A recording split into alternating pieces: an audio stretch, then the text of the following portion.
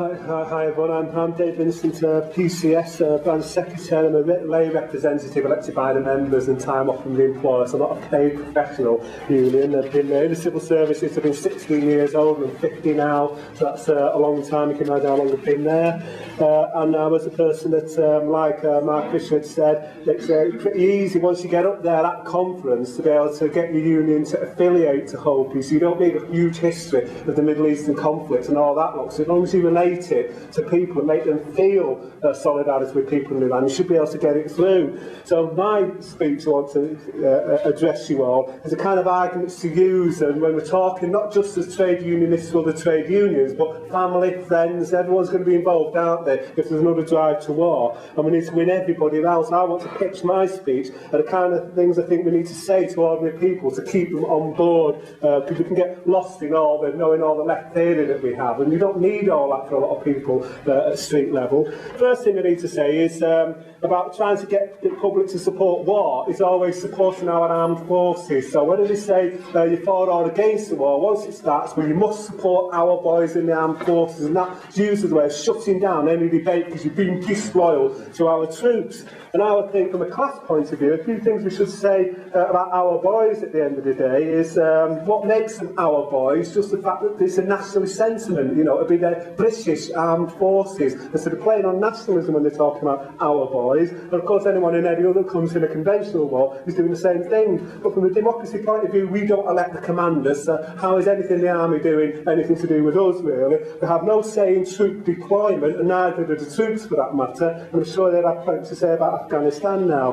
They're also stationed on the outskirts of major cities, well away from working class areas. And why is that? So that if there's any period of civil unrest, that they can't then shoot people within that country, the state would use the army to do that. So instead of saying our boys, there could be people pointing the guns at us if there's enough civil unrest happened in countries, and even in our own history in 1919, when the police were out on strike in Manchester and Liverpool, they sent gunboats up the Mersey. So it's another take on the our boys side of things, to realise that they can be used against our class if necessary.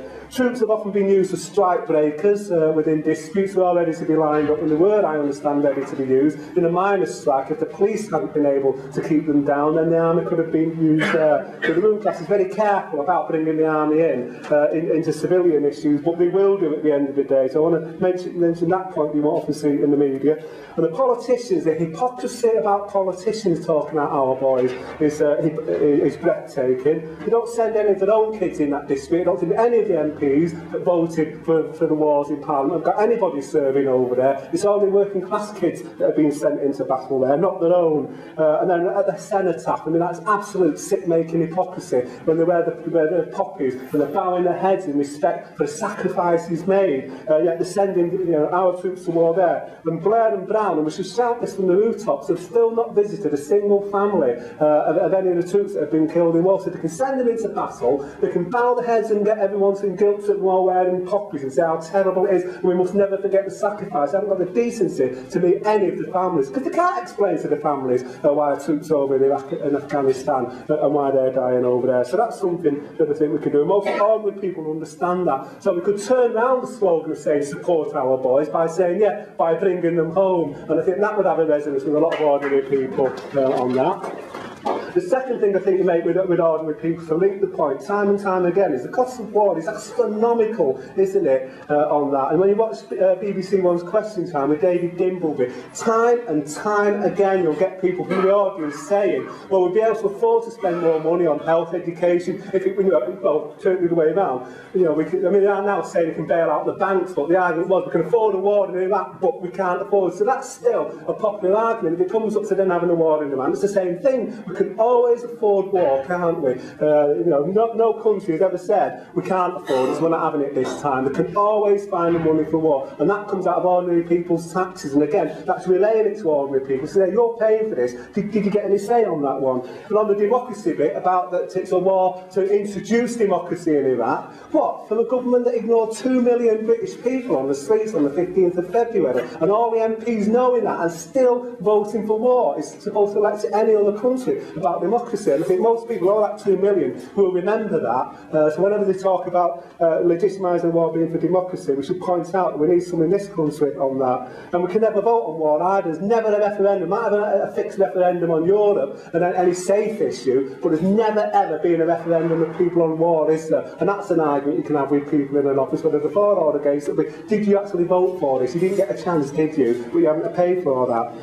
And then looking at it, I've often, from a young kid being brought up, looking at all these war films, and you look at the technology, whether it's Second World War vehicles or today, and all the workmanship that has gone into building something as massive as a submarine, all the stuff in that. How many hours of labour power does it take to build all that? And for, you know, jet aircraft today, it's even more phenomenal, all that, and it can be blown to smithereens before they've even fired a rocket or a shell themselves. Incredible amount of resources in that, and yet there can't be enough kidney dialysis machines for the NHS. And you say that to people, and then they'll say, yeah, you know, nod their heads to that. We can spend all that labour and power of resources of producing all that stuff, and yet there's a shortages of so many things we need in society, even houses. A lot easier to build a house than it is to build an aircraft carrier. And you pose that to people, and I think you win people round if they're falling for the pro-war stuff on that one.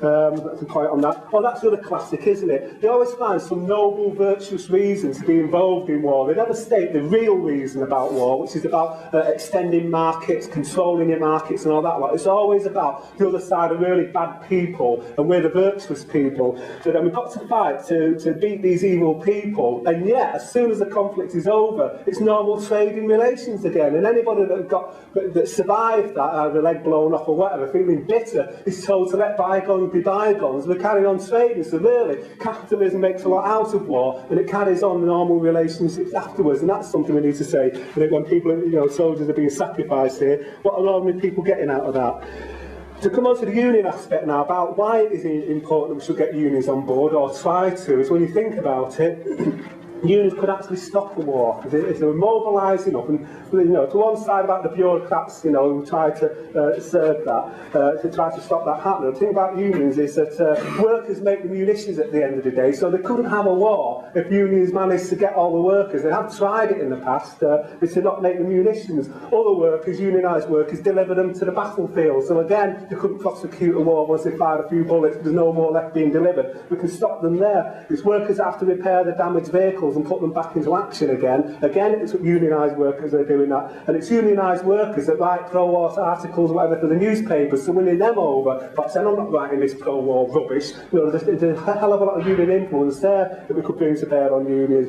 PCS and ASLEB are the unions that have affiliated to HOPE so far. The others haven't, and I wonder if the question there is those unions that are affiliated to the Labour Party. So that's one of the difficulties you might have. They don't want the public sector to fight back because it harms Labour's electoral chances. Those same people may be trying to stop the unions affiliating to HOPE. So you might have a bureaucratic battle trying to get a motion on the agenda to affiliate, but I didn't at PCS because we're not affiliated to the Labour Party. But it's true that others might not do so, so that's a battle. But otherwise, amongst ordinary people, for the reasons I've said, I think we're pushing an open door. I think we've got a few minutes left, so I'll just say the next bit then.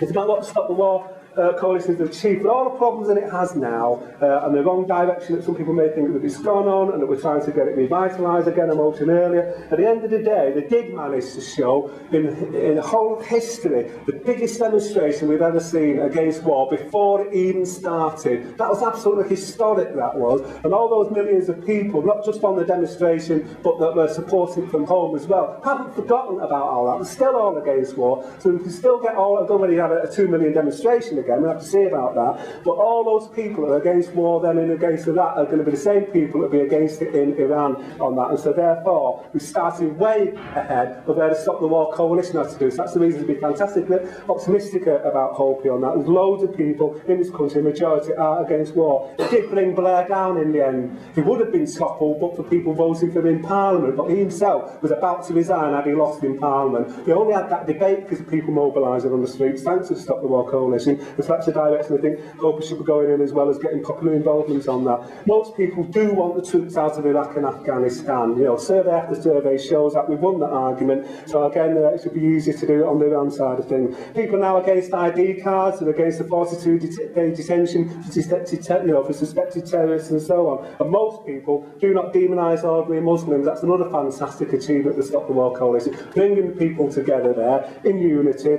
And I will finally say on this, a bit there. Yeah, I think finally would say is who benefits from war at the end of the day? Anyone who's in favour of it, actually say, out of all the wars that we've had, who benefits? And I finish on these points now. Look at the state of the NHS now, all the money that goes to try to open up to the private sector, and so all the bureaucrats within all that, instead of the treatment and the drugs that people need. So after all these wars, is the NHS much better? The people in this country know it's not. About education, it's still the case that people with more money still get better education than people from working class background. So all the working class people that have been slaughtered in wars in the past, is it better today as a result of all that? No, it isn't. Unemployment is now rising. What's the capitalist system doing about that? It's throwing people on the dole rather than taking a cut in profit. Banks bailed out, you know, but not ordinary people, not the Woolworths workers and so on. And our national debt that saddles generations to come is built on paying, like for the Second World War, we're still paying that one off, and we will do for anything else. And attacking pensions. What was the welfare state about? And being able to give ordinary people working pensions, one of the gains that we've had, and we're attacking that as well. So at the end of the day, out of all the wars, all working class ordinary people have supported, and telling them there's going to be a land fit for heroes and a better future has never come to pass. But we can say all this now to people, to debate people from that. And the final point I'll say is even the things to live on, rail, gas, electricity, water, all been privatised, hasn't it? All overcharging and fleecing people. So that you make all these arguments as well to people, you win them round quite easily to being against a war in Iran or anywhere else they're going for. The enemy is at home. I can't remember which famous person said that, but that's how I operate on. The enemy is at home, and that's the best thing we can do with solidarity with people in Iran, is to attack the people here, trying to attack them over there. Thank you.